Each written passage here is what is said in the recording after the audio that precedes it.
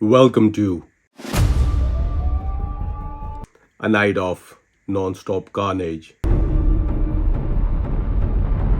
Nails, knives, swords, guns, blood, more blood, more violence. If this is the kind of movie you're looking for, then Havoc is a must watch. I was very much excited about this movie because the director of this movie is none other than Gareth Evans, who has also directed Raid 1 and 2. So, as far as Raid is concerned, if you guys haven't watched it, I'd recommend you do watch it. So, I was like excited, okay, this is the guy who's made Raid, and he has a history of making exceptionally different kind of movies, so I was looking forward to it. Cast of this movie: Tom Hardy, he plays a detective named Walker who has a very troubled past, and he's got a daughter, and of course he's divorced. So he tries to amend the relationship between him and his daughter. Apart from that, the other actor who's in this movie, his name is Forrest Whitaker.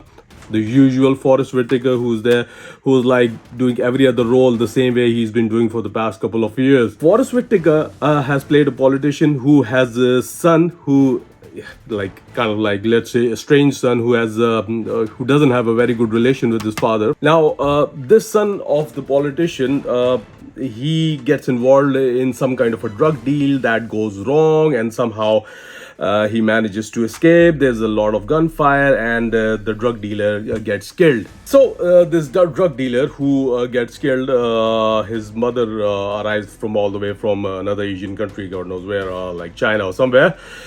She comes to the United States to avenge her son's death. Now, another actor who's in this movie, his name is Timothy Olyphant.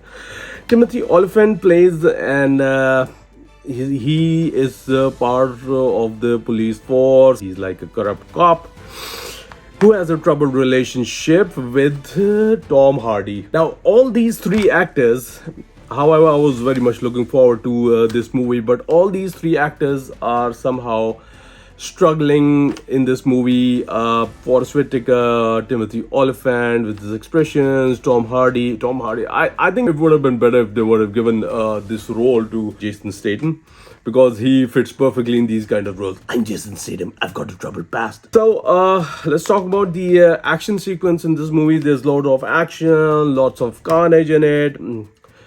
But what surprised me were, like, everywhere they went, the people or the enemies who were trying to kill them, they arrived on, I don't know how they got the information, but they arrived there and started shooting up the place. We as viewers had no idea how they arrived, when they arrived, and they just started coming in, and they just started shooting up the place. Come to think of it, every gun in this movie had a rapid fire mode in it.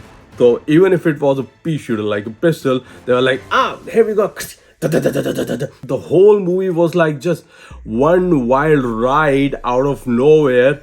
They just wanted to, fit in all the action sequence as much as they can into this movie. Now, I have a lot of respect for Tom Hardy. He's a brilliant actor, a very good actor.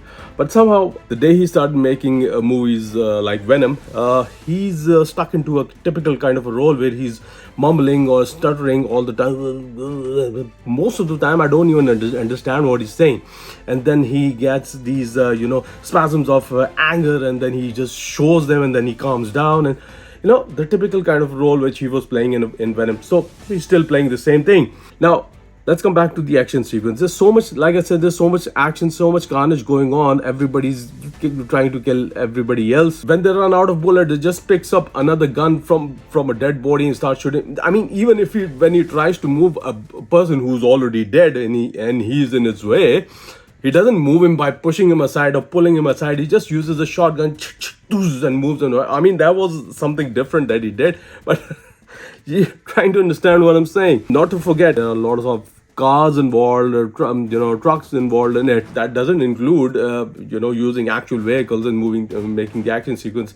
Basically, you can clearly see it's all CGI animation over there, because the movement of the vehicles and the truck when he's trying to turn by moving at 70 miles an hour. So when he's trying to turn, you can the tires are like literally skidding on the road. And it's Havoc, but you can clearly see there's so much animation in there. The runtime of this movie is 1 hour 47 minutes. There's one more thing about this movie. Like, Gareth Evans, he introduced Tom Hardy's daughter in this movie in the beginning, and then somehow he managed to forget about her, and the whole movie had gone by. And by the end of the movie, his producers and everybody else, member of the staff, they were like, hey, what about the daughter? So he was like, oh yeah, Tom Hardy had a daughter. You know what? Let's just forget about her. So they skipped the whole thing and got rid of her. In the end, if you're looking for loads of action, loads of carnage, just like Raid, and this movie is a must-watch. Somehow, the rating of this movie managed to reach 5.8, which is still surprising me how they did that. Anyways, utter waste of time. No story to fall back on. If you're looking for lots of action, lots of carnage, and there's nothing else to watch, so I do recommend you go and watch this movie. Anyway, guys, highly recommended by me. Nah, I won't say that, but good action sequence. Lots of action. If you won't be bored. Right. So this was it, guys. That's all from me. Thank you for watching, and do hit the subscribe button wherever it is. And tell me in the comments below what you think about it. Like I always say, with all due respect, this is just my review. If you have a different view about it, do let me know in the comments below, and we will definitely talk about it. So that's it from me. You guys take care, and I will see you soon. Take care and see ya.